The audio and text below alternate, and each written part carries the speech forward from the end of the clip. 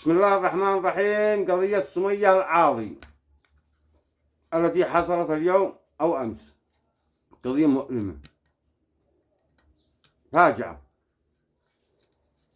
سمية العاضي كثرت مرة العاقل حق الحارة هذه تسكن فيها. ما هي التوابع؟ ما هي ال الأسباب؟ لا حتى الآن مبهمة، لكن بحسب المصادر التي وصلت إلي أن مرة العاقل كانت معاها واحدة، صارت إلى بيت سمية علشان تعاتبها، علشان تمسح الأفلام، علشان توقف الحرب بينها وبين العاقل. فالكلام جر كلام والسب جر سب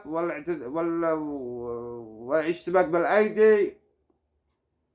وقامت سمية العاضي بأخذ السلاح ورمي مرة العاقل طلقتين أو طلقة أو 4 مش عارفي، قتلتها. وهي كانت مع هي كانت مع مرة العاقل، شافت الرصاص وهربت.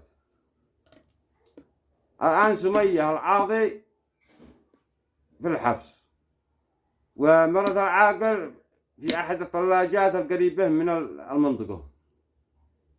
ما حصل شيء مؤلم حزين. استخدام السلاح من قبل المرأة حزين. وضع السلاح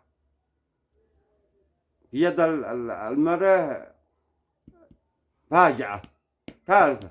إذا كانت المرأة سريعة الانفعال، سريعة يعني سريعة السب، سريعة مدد الأيدي، سريعة ما بالك لما تطير سلاح. وفي شخصية مثل شخصية سمية العاضي، هذا أنا ما أعرف، لكن شفت لها مقطع أو 2 تثبت أن هذه سمية شخصيتها قوية. ما بش عندها السلاسل، ما بش عندها الحلم، ما بش عندها التفاهم.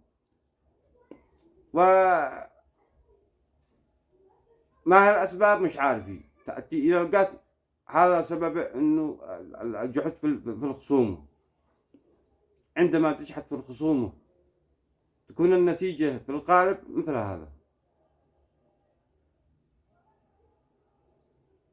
سمية العاضي بينها وبين العاقل خصومة، ما هي أسبابها مش عارفين. يعني تشهي إن هذا العاقل زير نساء أو مش عارف من هذا الكلام اللي بتقوله، وأنه برم على واحد وخلى يطلق مرته وهو كان صار تزوج بها. المهم هذا الكلام اللي سمعنا في حكى الفيديوهات. طيب ما دخل سمية في الموضوع الشخصي في الحياة الشخصية للعاقل.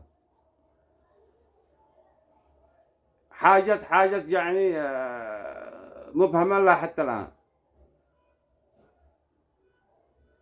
ما حصل مأساة. واستخدام المرأة أو طرح السلاح في يد المرأة موضوع خطير جدا. فإن شاء الله الأسابيع القادمة كفيلة أن تكشف الحقائق. مش سمعنا من فلان ولا مصدر، ولا من المصدر من فلان، ولا قالت كل ذي. عن نشوف الحقائق بحسب التحقيقات وبحسب ما حصل في الواقع. وإن شاء الله سأقوم بنقل ما حصل، والمصدر حيكون من من الجهات نفسها إن شاء الله. هذا ما عندي، وسلامتكم.